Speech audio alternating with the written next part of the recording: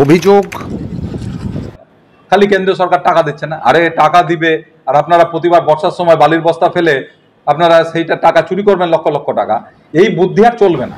পাল্টা অভিযোগ গঙ্গা ভাঙনের জন্য একের পর এক অঞ্চল চলে যাচ্ছে, সেখানে যদি বিজেপির ক্যালাস সাংসদ, অপদার্থ সাংসদ বলতে ইচ্ছে করে যে তিনি যদি নিরুত্তর থাকেন, তাকে সাংসদ নির্বাচিত করেছে, 10 বছর ধরে তিনি সাংসদ। আরে মশাই, দিল্লির পার্লামেন্টে গিয়ে আন্দোলন করুন। সরকারের সদিচ্ছার অভাব। সরকার ইচ্ছা করলে সব কিছু হয়, কিন্তু কি ব্যাপার, সবাইকে বলা হচ্ছে, সবাই গুরুত্ব দিচ্ছে, আবার এখান থেকে বেরিয়ে ওনারা ভুলে যাচ্ছে না কি ব্যাপার।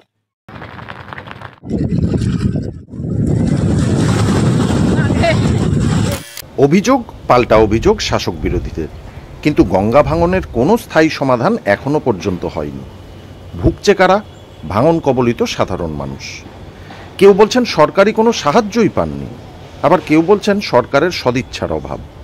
কিন্তু এইসবে কর্ণপাত না করে একে অপরের বিরুদ্ধে কাদা ছোড়াছুড়িতে ব্যস্ত শাসক বিরোধীরা।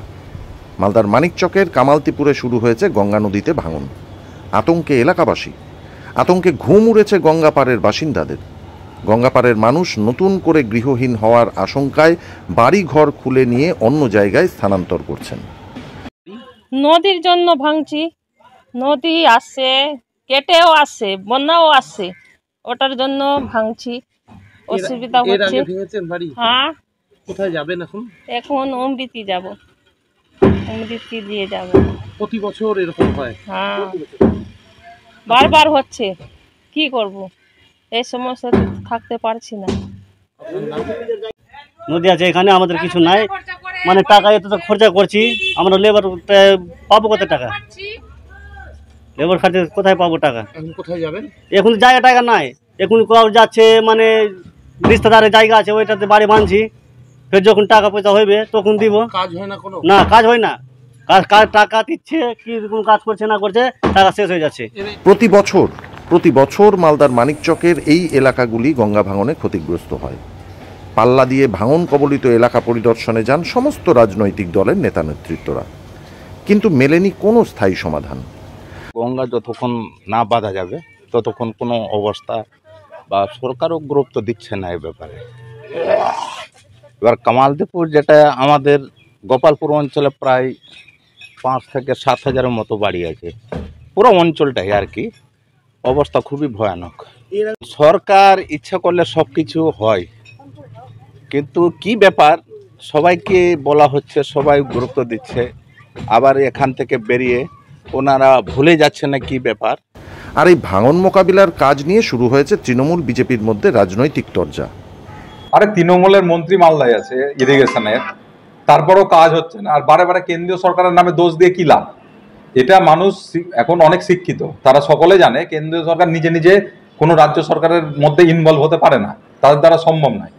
আচ্ছা, যদি এখানে না পারেন আপনারা, তৃণমূলের নেতৃত্ব বা তৃণমূল রাজ্য সরকার যদি না পারছে, কেন্দ্রীয় সরকার হ্যান্ড ওভার দিয়ে দেন না। হ্যান্ড ওভার দিচ্ছেন কেন? খালি কেন্দ্রীয় সরকার টাকা দিচ্ছে না, আরে টাকা দিবে আর আপনারা প্রতিবার বর্ষার সময় বালির বস্তা ফেলে আপনারা সেইটা টাকা চুরি করবেন লক্ষ লক্ষ টাকা, এই বুদ্ধি আর চলবে না। হয় আপনারা করুন, নাহলে কেন্দ্রীয় সরকারকে এনওসি দিয়ে দেন, কেন্দ্রীয় সরকার করে নেবে। এই অভিযোগ পার্টি নাম করে দিন। বিজেপি দলটা না আগে তো ভারতীয় যাত্রা পার্টি ছিল, এখন না ওদের নামটা ভারতীয় অভিযোগ পার্টি করে দেন। গঙ্গা নদী একটা সেন্ট্রাল সাবজেক্ট, এই সেন্ট্রাল সাবজেক্টে বিজেপি নিরুত্তর বলে, এবং মালদার মূল সমস্যা হচ্ছে গঙ্গা ভাঙন। গঙ্গা ভাঙন নিয়ে আমাদের বরাবর চিৎকার রয়েছে, বরাবর লড়াই রয়েছে, বরাবরই আন্দোলন রয়েছে। আমরা চাই গঙ্গা ভাঙন নিয়ে এমন একটা সুচিন্তিত প্ল্যান মালদা জেলা জুড়ে এক্সিকিউটেড হোক, যে ফলে মালদা জেলাটা রক্ষা পায়। আরে গঙ্গা ভাঙনের জন্য একের পর এক অঞ্চল চলে যাচ্ছে, সেখানে যদি বিজেপির ক্যালাস সাংসদ, অপদার্থ সাংসদ বলতে ইচ্ছে করে যে তিনি যদি নিরুত্তর থাকেন, তাকে সাংসদ নির্বাচিত করেছে, 10 বছর ধরে তিনি সাংসদ। আরে মশাই, দিল্লির পার্লামেন্টে গিয়ে আন্দোলন করুন, সাথে আমাদেরকে নিন, আমরা আপনাদের সাথে যাব। তবে আদৌ কি মিলবে এই গঙ্গা ভাঙন নিয়ে কোনো স্থায়ী সমাধান, নাকি এইভাবেই সবকিছু সহ্য করে নিজেদের ঘরবাড়ি গঙ্গায় বিসর্জন দিয়ে রাস্তায় ঠাঁই মিলবে ভাঙন কবলিত মানুষদের? ব্যুরো রিপোর্ট, সংবাদ বাংলা টিভি।